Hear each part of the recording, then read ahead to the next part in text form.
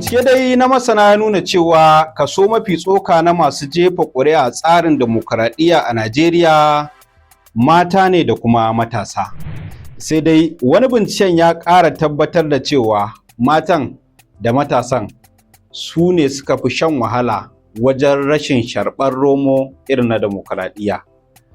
Baya ga tarin ƙalubale da matasan ke yi na rashin iya shugabanci daga waɗanda ke jan ragamar ƙasar a yanzu. To abin tambaya a nan shine matasa sun shirya karɓar shugabanci a Najeriya?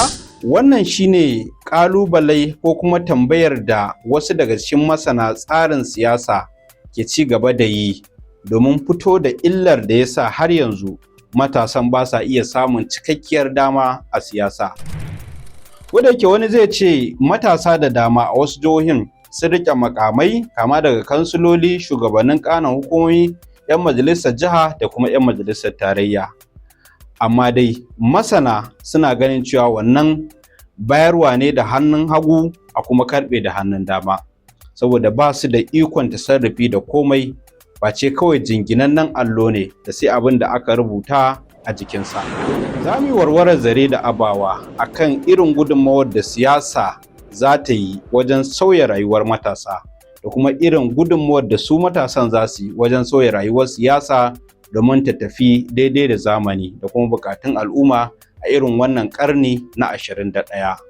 Da yarda Allah za mu rinka fashin baki akan abubuwan da suka shafi siyasa, ba wai kawai kawo muku labarai ko kuma kwafi na wasu abubuwa da aka yi domin kawai neman masu bibiya ba.